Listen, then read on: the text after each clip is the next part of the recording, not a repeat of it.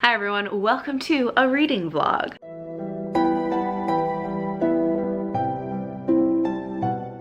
So I am bringing back a style of video that I had done a couple of years ago, which was exploring, do I like this author? So the basic premise of this is pretty simple. I take an author that I have little experience with. Maybe I've only read one book, but I'm kind of curious about their books, or I have had kind of a mixed experience with their books and I'm not quite sure like where I land with them as an author. And so instead of kind of dragging it out over months to years, I just read a couple of their books back to back to kind of determine all at once, like, how do I feel about this author? So I did this once with KINGFISHER, and I did it with Patricia McKillip. I will link those videos in the description if you want to see other versions of this. But today, we are kicking off a vlog to find out, do I like Sharon Shinn? So, I've been meaning to make this vlog literally for years. I bought these books like 3 years ago with the intention to make this vlog and I never did it, but I finally feel like I'm really in the mood to read these, so I'm going to give it a shot.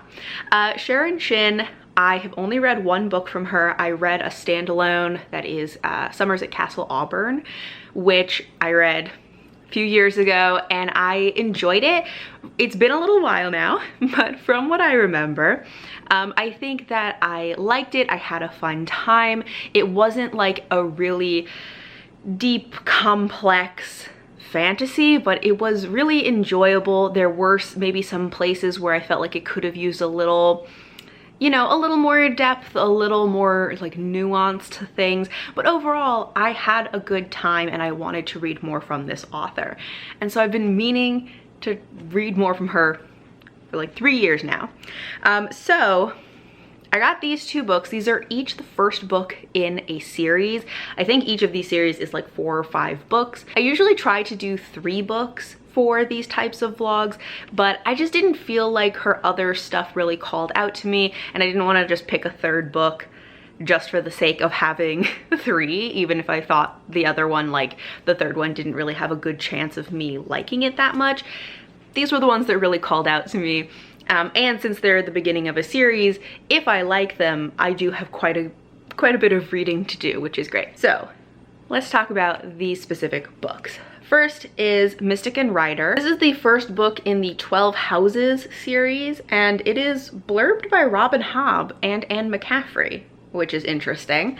I'm just gonna read the back of these books because it's been so long since I bought them that I don't remember a whole lot about what the plots are. So, this one says, Gillingaria, oh gosh, I'm gonna have to read fantasy names. Okay, Gillingaria seethes with unrest. In the south, hostility toward magic and its users has risen to a dangerous level, though King Baron has ordered that such mystics are to be tolerated. It is whispered that he issued the decree because his new wife used her magic powers to ensnare him. The king knows there are those in the noble 12 houses who could use this growing dissent to overthrow him, so he dispatches the mystic Seneth to assess the threat throughout the realm. Accompanying her is a motley band of magic users and warriors, including Taze, first among the king's riders, who holds a hard view of mystics in general and Seneth in particular. But as the unlikely allies venture further into the south, they will face death in a land under the sway of a fanatical cult that would purge Gillingaria of all magic users, and they will come to realize that their only hope of survival lies in standing together. So that sounds interesting. And then the other book that I have is Troubled Waters, which is the first book in, I don't remember what the series name is. I think it's like Elemental Blessings is the series name. And so each book I think is kind of like aligned with one of the elements. Also, I just gotta say, both of these books have horrible covers. I hate these covers so much. They're so bad. But anyways, this one, will read the description. It says, after the death of her father, a former royal advisor, Zoe Ardelais has little time to grieve before she receives astonishing news. She has been chosen to become the king's 5th wife. Zoe accompanies an ambassador to the royal city, but once there, she slips away and hides among those who live along the shores of the mighty river. For Zoe is Koru, ruled by the elemental sign of water. Gradually, she discovers that she is, in fact, the Koru Prime, which means she must return to the palace not as an unwilling bride for the king, but as a woman with power in her own right. That's interesting. So this one, I feel like I have less of a sense of like what the actual plot is, but it sounds like this one might be a little more romance focused than this one. Although I am getting a vibe that there's going to be a romance maybe in this one as like a subplot. So I am actually really interested in both of these. The reason that I particularly felt like I was in the mood to read a Sharon Shinn book right now is because of my experience with Somerset Castle Auburn, that it was kind of a lighter but very enjoyable fantasy. Not light in terms of like, I wouldn't necessarily call it like a cozy fantasy, but it wasn't overly complex or dark. And I'm kind of hoping for a similar vibe for these, because that's kind of what I'm in the mood for. I'm not really in the mood for anything that's like too complicated or too dark, but I also don't want something that's just like a silly goofy time or just like a really light cozy fantasy. Something somewhere in the middle, and that's kind of what I'm hoping that these will be. So I'm not quite sure yet which one I'm gonna read. I might read like the first page of each and decide which one to go with first. I just wanted to pop back on here to say I started with Mystic and Rider. I decided to go with this one first because I felt like Troubled Waters is going to be a little more romance heavy, and I just feel like it'll be easier to go from a less romancy book to a more romancy book than the other way around. It makes sense in my head. But I wanted to come on here and tell you specifically because I read the first 2 chapters of this book and they were very good chapters, and I am very excited about this. Like the first 2 chapters, I think just do such a good job of setting up these characters, because the very first chapter really is fantastic. It is told from the perspective of just a random character. It is set in a tavern. It is told from the perspective of like the tavern keeper who is sort of observing the people who are eating dinner there that evening. And that is how we're introduced to these characters. They are not sitting together, so the like tavern keeper doesn't know that they are a group, but is sort of individually observing each of these characters and kind of telling us a little bit about like what their vibe is like. And I love this as an introduction because it gives you a sense of these characters from the outside. Like, what is the vibe that they give off to other people, as opposed to only experiencing them like through their own eyes. And it just, I think, was an interesting way to introduce them all. But then they also get into a little bit of a scuffle. So the book kind of kicks off with like a bar fight essentially, when then you find out that like all of these individual people are actually people who know each other, and they kind of like come together to like join this fight. And so you're also introduced to their fighting abilities really right off the bat. It just was like such a fun introduction that I feel like gave me such a strong feel for each of these characters and made me like them so much in such a short, amount of time. The first chapter is very short, so I think it's like under 10 pages. And so I just feel like it introduced them so well. I was particularly thinking about this because I recently DNF'd a different book, Empire's Ghost. I can't remember the author's name, but I DNF'd that one because I got over 100 pages into the book and I just couldn't I just didn't care about any of the characters. I didn't care about the plot, just like did not enjoy the character dialogue. It was just so tedious to read. And that was the type of book that also had this kind of like motley band of characters who have, some of them have known each other for years, some of them are newer, but they're going to like go on this quest together. And it really had this like sense of like, this is going to be one of those books where you have to like love the characters because it's about this like motley band of characters going on an adventure together. So you have to be invested in them. And I really was not. I really was like, I don't feel like this author is writing a good character hook. I don't have like a strong feeling about this character or any of these like relationships and dynamics. So I was thinking about that a lot recently because I was thinking about like how they introduce characters, and especially these characters where you're supposed to like really get invested in them as a group.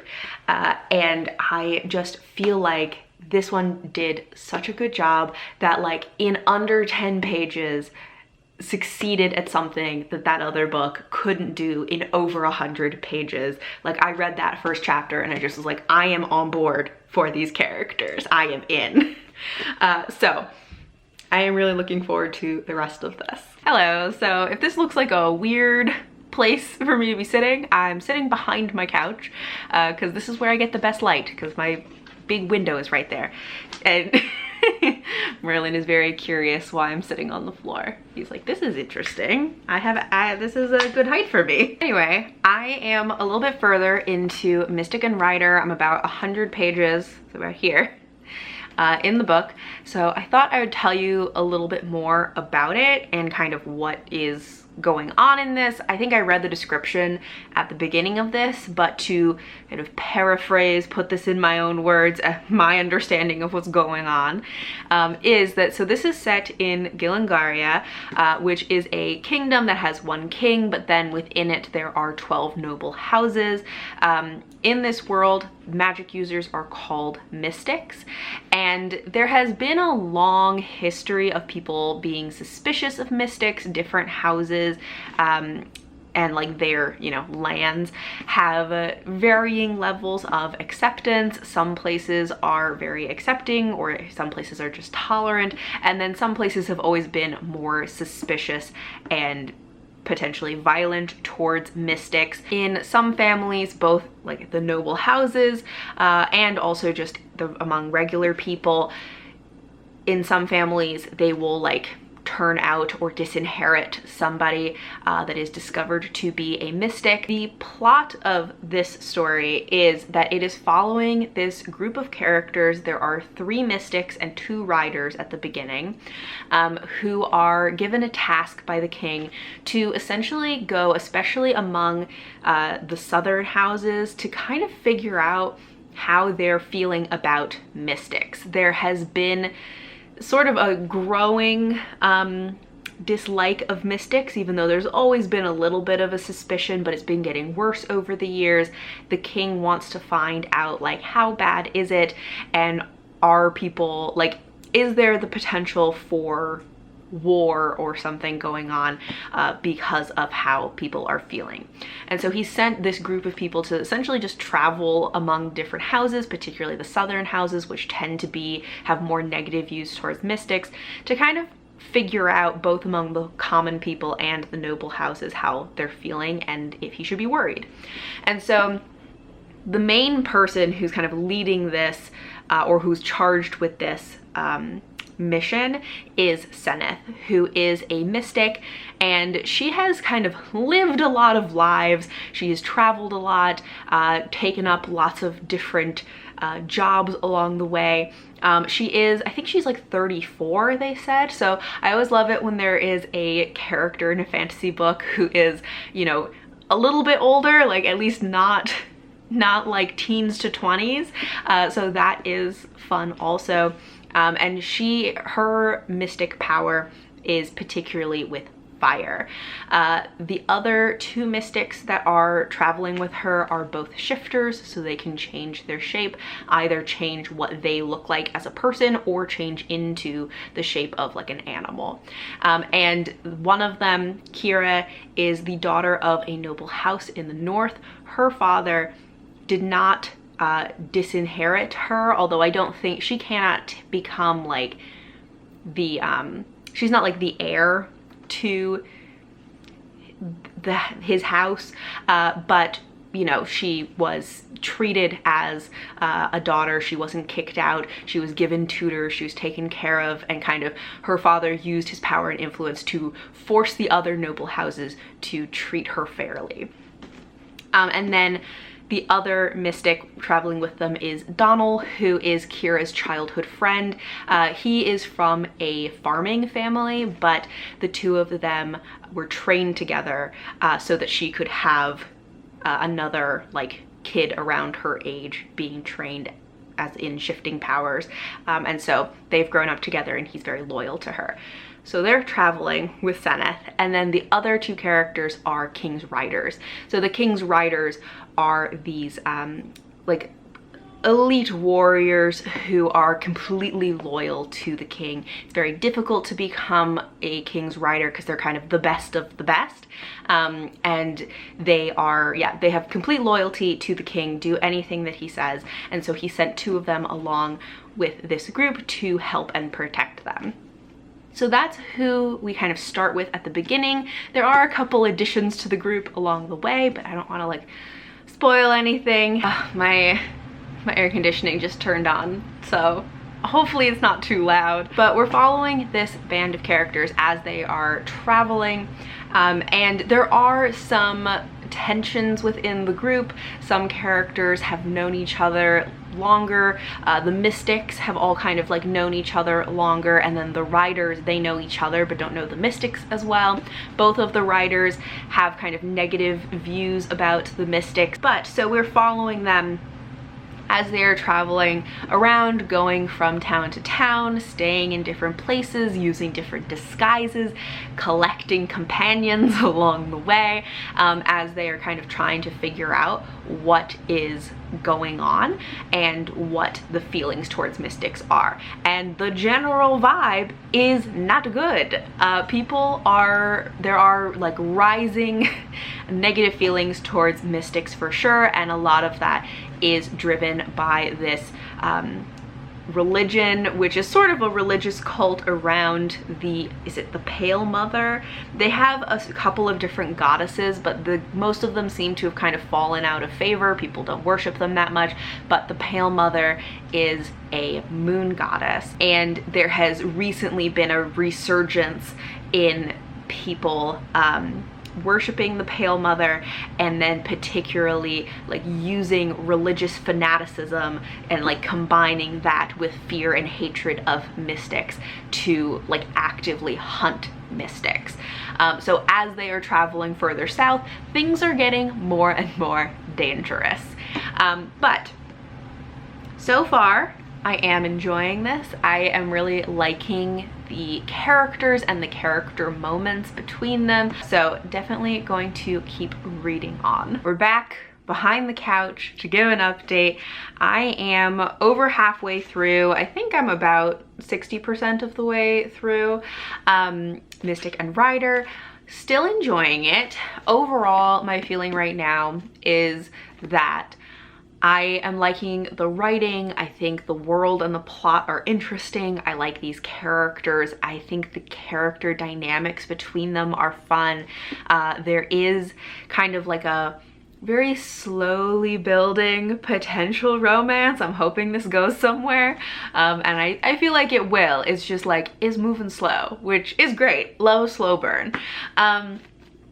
But I do feel like the plot itself like is kind of meandering, and part of that is just because this is a style of plot that is not my favorite. This is very much a journey book. Like, we're just following this group of people as they're wandering around, going like from town to town, camping some places, staying in inns at different places, and it's just them like wandering around, talking to different people, encountering different situations, fighting their way out of different places. Like, it's just them kind of wandering. And so the plot very much feels like it is also wandering. It's very meandering.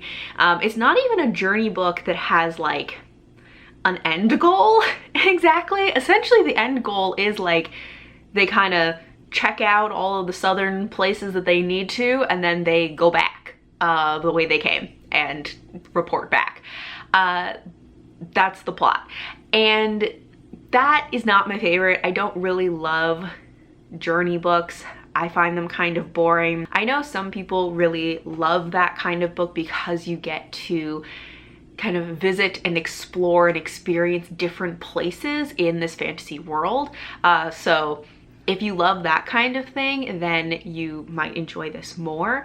And also if you enjoy, like, I don't know, something that feels within one book, it feels almost episodic, because it is like, we go to this town, we have this conflict, we go to this town, we have this conflict, and it just kind of keeps doing that along the way.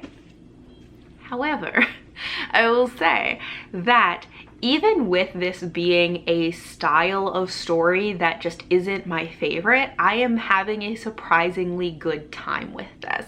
And a lot of that is because I'm enjoying the characters a lot, and I am living for those little moments in between things when they have those little character dynamic moments, and when they are like setting up these little romantic moments, like, you know, something happens, someone gets injured, someone has to help someone else, you know, all of these things, and you're like, oh, the feelings are growing. Anyways, I'm loving those little moments. I'm enjoying these characters. I like the writing overall. Like, in general, I am liking this, and I think that it is actually a testament to the author that I am enjoying a journey book at all. And having as good a time as I am is quite surprising. So that's where I'm at the moment. I will check in later. So I finished Mystic and Rider. I think the last time I checked in was about halfway through, and I decided not to do another check-in because I didn't feel like I had a lot more to say or add. I think that my feelings have stayed pretty consistent from when I last talked to you about this book. I like Sharon Shinn's writing. I think the world is interesting without being overly heavy-handed in the world building. And the world and plot actually ended up being more relevant than I was anticipating, because it is, you know, following them as they're finding out more about this kind of religious cult and the political landscape and persecution of mystics, and really discovering how people in power and people who want power are kind of capitalizing on people's fear of the unknown or of the other, and in this case mystics, people of magic, and feeding them this religious fanaticism as the answer to those fears and a way to protect themselves and remain like clean, and to have the powers that be to protect them and all of these things. And so like feeding them this religious fanaticism to their own ends, to gain more power and more control, and the kind of cooperation between those religious leaders and the people who are like political leaders who are only like using the religion to gain more power, not because they actually care about it. Anyways, this ended up having more relevant themes than I was anticipating when I originally went into it. So yeah, I enjoyed the world. I thought that was really interesting. I also really enjoyed the characters in this. You know, I think all of the characters are very likable. They end up with this little like band of found family, which is very sweet. Each of the characters have very distinct personalities and then distinct relationships to one another, and I liked those dynamics. There's also just a little hint of a romance in this. It is very much the kind of romance where it's like, for most of the book I was like, is this even happening? Am I imagining this? Am I reading too much into this? So definitely would not categorize this as a romance, and I would not recommend it explicitly for the romance. But if you enjoy those kind of romances where it is like most of the time you're like, is this even happening? You might like this. One of the characters spends a lot of time just thinking to themselves like, wow, you know, I think about this other character a lot, and I'm really protective over them in a way that I don't feel protective about anybody else. Weird. Don't know why that could be. And you're just like, oh my God. Anyways, if you enjoy that kind of slow burn where it's like so slow that you're like, is it even happening? You might like this. But I enjoyed all of those elements. My one kind of complaint with this really is just that it's a journey book, and I personally don't enjoy journey books, road trip books, those kind of things. So if you enjoy those, this may be even more of a home run for you than it was for me, although I still really enjoyed it. And I do think that the fact that I enjoyed this as much as I did, I gave this 4 stars, and the fact that I enjoyed it as much as I did is really a testament to all of those other elements of like the writing, the world, the characters, relationships, all of that, because it sold me on a book that is a plot structure that I don't even like. So I think that that really says something about it. Anyways, really enjoyed this. I'm so glad that I read it. I do plan to read on in the series. From reviews, it seems like the second book isn't quite as good as the first one, and then after that the series goes back up, but we'll see. I think that the second book might also involve a lot of travel, and so I'm a little apprehensive about that, but again, I enjoy these characters and this world and all of that enough that I still think I'm gonna enjoy it no matter what. But yeah, so finish that, and then next up I have to read Troubled Waters. I am debating whether I'm going to take a little break in between, maybe read something else, or if I just want to dive straight into this, but I am excited to read this now because I had such a good time with Mystic and Rider, so feeling very optimistic. Hello, so I ended up starting Troubled Waters pretty much right away. I didn't really wait, because when I was thinking about like what I wanted to read next, I realized like I'm really just in the mood for more Sharon Shinn. Like I just want more of her writing, more of her characters, and so of course this is a different series, different characters, all of that, but it is still, it has her essence, and so decided to just start Troubled Waters right away. Glad that I did because I'm really enjoying it. I am a quarter of the way through, and yeah, I feel like I'm reading this more quickly than Mystic and Rider, and I'm really liking it. So let me explain a little bit about what this one is about. So in this, our main character is Zoe. She has been living with her father in exile for the last like 12 years, 10, 12 years, something like that. Her father used to be like one of the closest advisors to the king, but then something happened and they were exiled, and so they've been living in this like small town. At the beginning of this book, it opens up at her father's funeral. He has just passed away and she is, you know, in the midst of grief. Very soon after that funeral, someone from the capital shows up and tells her that she has to come back with him because she is supposed to marry the king and become his 5th wife. And she ends up just going with him. She is kind of in this like grieving fugue state where she's just like, I don't really care about anything, so I might as well just go with this person.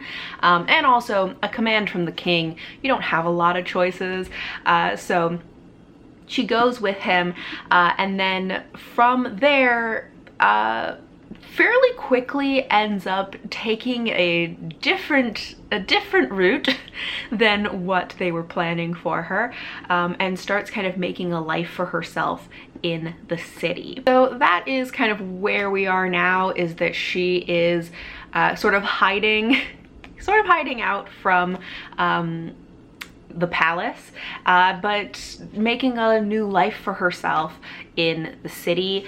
She did grow up in the city when she was much younger, while her father was still in the king's favor, but I think she left when she was like 10 years old, so it's been quite a while. And so I believe that she is going to kind of reconnect with some family at some point, but right now she is really just kind of starting fresh. It does, you know, her grief over her father's death is definitely kind of like a part of her life every day, but I wouldn't say that this is a book that's like very deeply exploring grief. It is just, it's definitely present, but it's not like the main focus, although it is certainly motivating some of her decisions and like her wanting this fresh start and like how she's kind of making some of these decisions. But so far I am really loving this, and I feel like this one is maybe going to be a little bit more like, the plot is going to be a little more up my alley than Mystic and Rider was, because it seems like it's going to be, one, less travel. There was a little bit of travel to get from the like small town that she grew up in to the city, but after that she's pretty much staying in one place, so that is a plus for me. But also it seems less like it is like Mystic and Rider had a larger scope and was more about like, you know, is the country preparing for war? This is more about like this individual's journey, and there I'm sure will be like political implications because her family did have connections to the crown, but not in the same like scale as Mystic and Rider. It is more of like small individual political intrigue as opposed to like large scale, like, you know, the different houses and machinations preparing for war, like countrywide kind of scale. So that kind of smaller scope, more of a focus on an individual character, is definitely something that I enjoy. So I have high hopes for this. I am enjoying this so much. And yeah, I will tell you what I think next time. Hello again. It has been gloomy the last couple of days and the sun is setting now, so I'm gonna try and do this before I lose all of my light. But I am about 75% of the way into Troubled Waters, and I am loving this book so much. I'm having such a good time. Okay, so, you know, this book has at this point kind of had these like different sections to it. Not like there aren't actual sections in it, but it seems like there are, you know, she kind of goes from different stages of the story, and I have enjoyed each one, and I love all the characters who are in this. There is a little bit of a romance. I am assuming this is becoming a romance. Once again, Sharon Shinn is writing this romance that is like the barest hint of a romance, and I'm just assuming it's going somewhere. And truly, it's so much fun when there are romances where you're like watching for the signs. It's so not obvious. I love the way, like, how slowly this is being built. The love interest, I won't like spoil who it is. Maybe it would be more obvious to other people, but to me, it is not the person who I initially thought it was going to be from like when I started the book and like just only knew the description. And what I enjoy about the way this character was introduced is that like the way he's introduced is so innocuous, like not at all hinting that this is gonna be the love interest, and then we don't even see him for a while, and then he comes back around at one point, and like it has taken 75% of this book to get to a scene where they at all have there's like a moment of like tension between them. There is a moment where like they are talking and she puts her hand on his arm, and she has this like magic where she can feel people's like blood, and she can like feel that his heart is racing, and she's like, oh, his heart is racing because he's furious. And it's like, no, that is not. I am 100% sure like that he is losing his mind because you are touching his arm, and that is why his heart is racing. And honestly, I'm losing my mind too because this is taking so freaking long, but I love it. It's so good. I love it when romances take so long. But yeah, I love the way that like the character was not introduced in a way that is like so obvious, like this is going to be the love interest, you know? I feel like a lot of, not even romances, but just like books that like have romance in them, the character who's going to be the romantic interest is always introduced in a way that makes it so obvious who it's going to be. And also there is like immediately like chemistry and banter, and even if it is like enemies to lovers, there's always that like, oh, I hate him so much, but he's so hot and I can't deny that.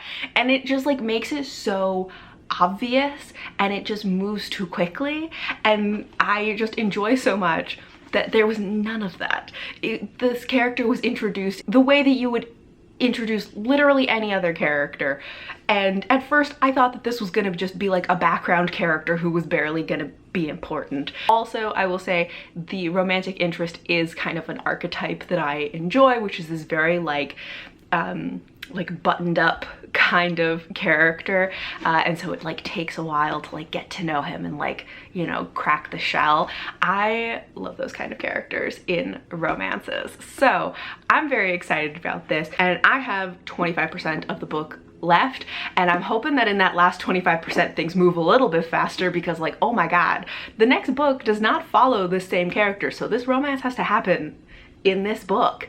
Anyways, I just like, I'm enjoying this so much.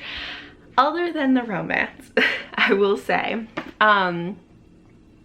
I do really think that, I think I mentioned before that the plot is more like in my wheelhouse or up my alley, and I think that it continues to be that way. Like there are very small amounts of travel from like the city to an estate, from the estate back to the city, but it's not journey, you know? It is very much like staying in one place. It is smaller scope. It is really focusing on Zoe and her like creating this new life, getting like reconnecting with her family and this old life, and also really at this point we're learning a lot more about her father.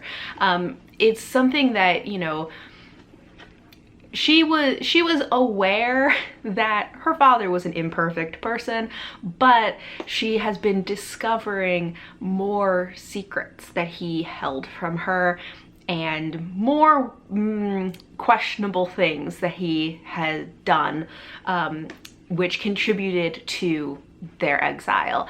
And she's just realizing a lot of things that he kept from her, and some things that she's actually very angry about, and how complicated that is when there's somebody that you love who does things like, she is angry at him for the things that he withheld and some of the choices that he made, but she still loves him because he is her father, but also can't really resolve it because he's dead. Like she has to just kind of decide on her own how she's going to like deal with this and move throughout the rest of her life, because she can't talk to him about it and resolve some of these things and these feelings.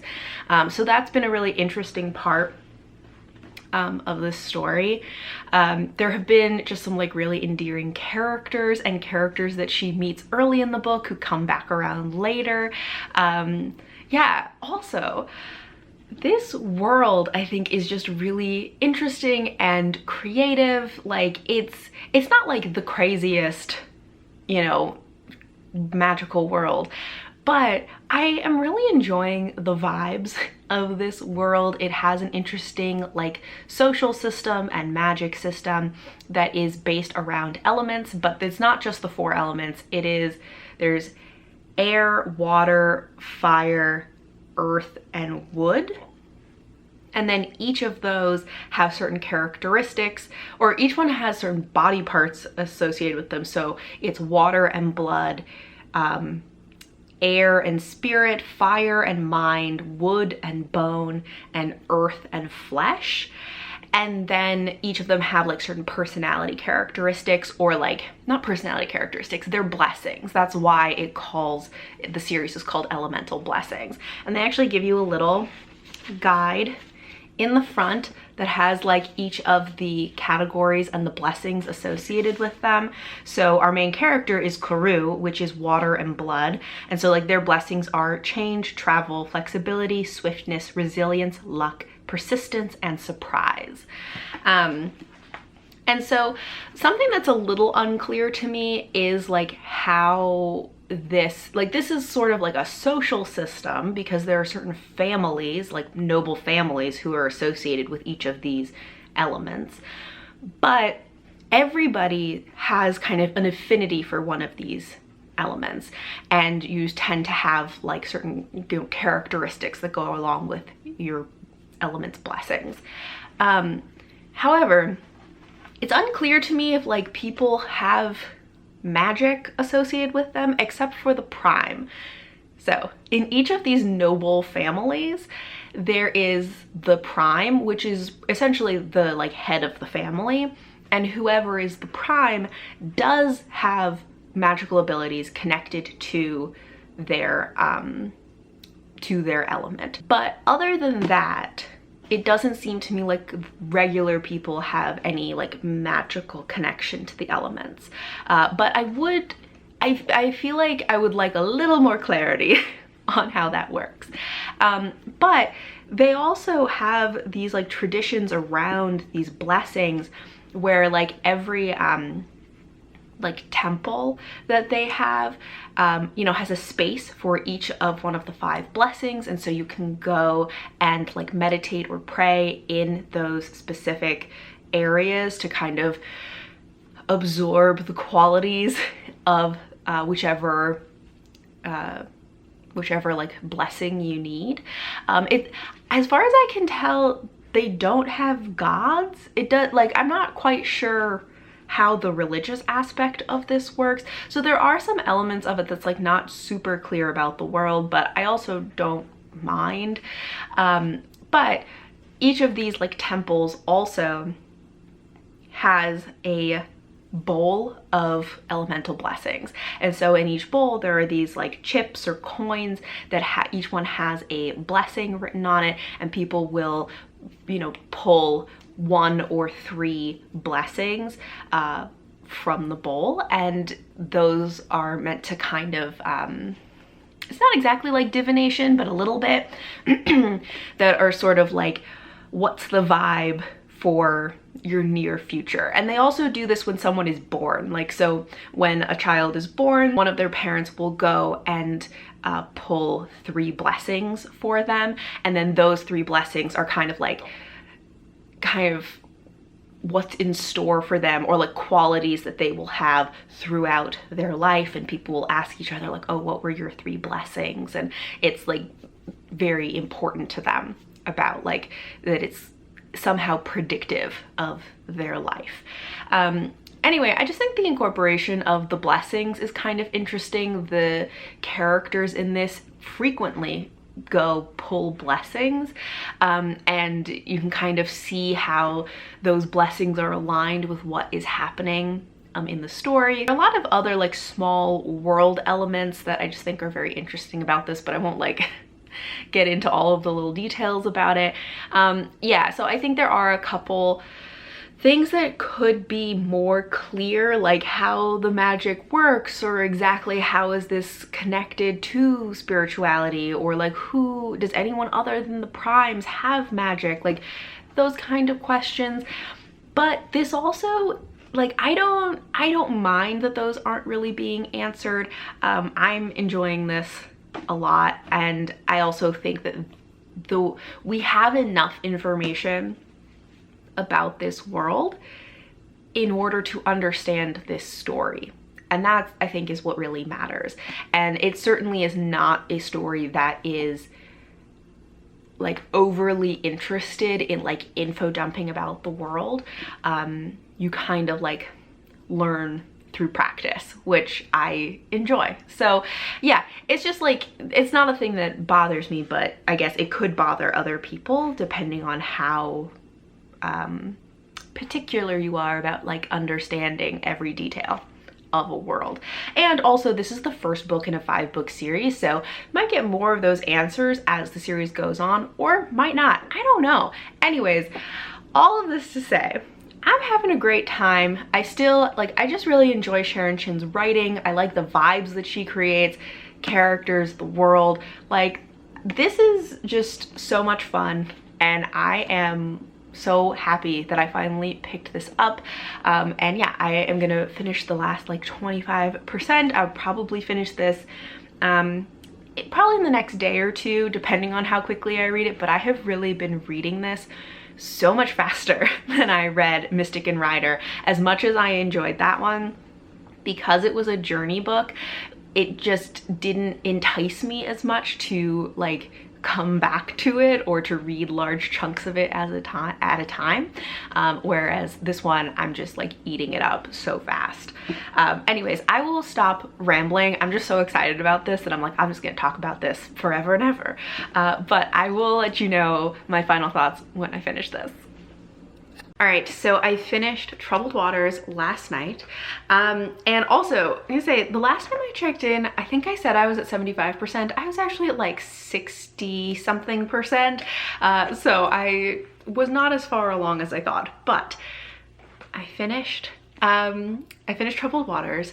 Really loved it. This book definitely does end with a bang. The last couple of chapters are quite eventful in a lot of different ways. There are some like big like literal events that happen, but also there are lots of like secrets revealed.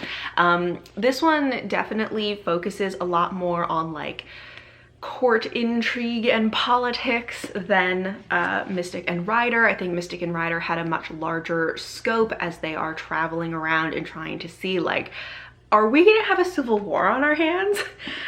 Whereas Troubled Waters is much more on those kind of interpersonal politics and the like court intrigue kind of thing. So there are a lot of secrets. And also because Zoe's family, her father in particular, like had been involved in the court and had been close to the king, but then was exiled, and she doesn't know all of the details about that. And there are like different levels of reasons as to why that happened.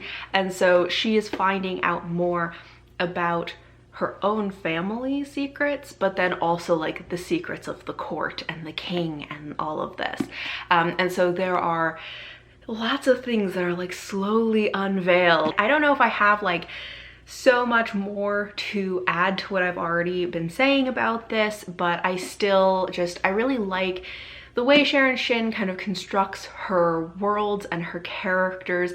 I like the very like subtle, slow build romances. I think my only complaint about this is with the romance that even towards the end, the love interest was like so opaque that at the end I just did feel like I wanted a little bit something more from him. I really enjoyed how for the majority of the book it was very slow and subtle, and you're just like waiting for those little moments of like tension to be like, what is he thinking? Like, what's happening here?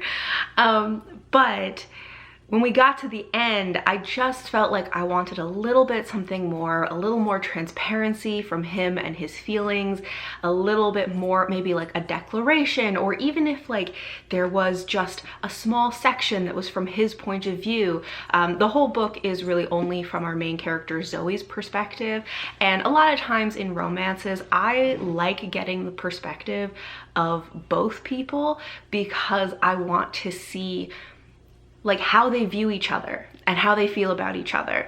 And I get that for the majority of the book, having his perspective might have kind of changed that slow build, but I feel like at the end we could have gotten just like a little section from his perspective, because I don't know, I just feel like that would have rounded it out more and just made it a little bit more satisfying for me personally. However, That being said, that doesn't change like my overall feelings about the book. I just had a fantastic time reading this. I gave this 5 stars. Like, it was so much fun, and I'm so looking forward to reading the rest of the series. I am planning to continue on with both of these series. I am more excited about Elemental Blessings than the 12 Houses, but I am excited about both of them. I have already ordered the next 2 books in each of these series, and they should be coming next week, hopefully. So I'm hoping to binge probably Elemental Blessings first and then get into 12 Houses. I looked at some reviews, and it seems like in general for both of these series the second book is not as good as the first book, but then it seems like the rest of the series goes back up. So I think I have to like mentally prepare myself that the second book may not be quite as good as the first one, but like hang in there for the rest of the series, because it seems like people really like the rest of the series after the second book slump. Yeah, and then after I finish those series, who knows, maybe I will try more from her, but I am so excited to have 2 new series to read that I am really looking forward to. Anyways, that is everything that I have to say about whether or not I like Sharon Shinn. I think this is the most successful so far of any of these do I like this author vlogs. This is the most resounding yes that I have gotten so far, which is very exciting.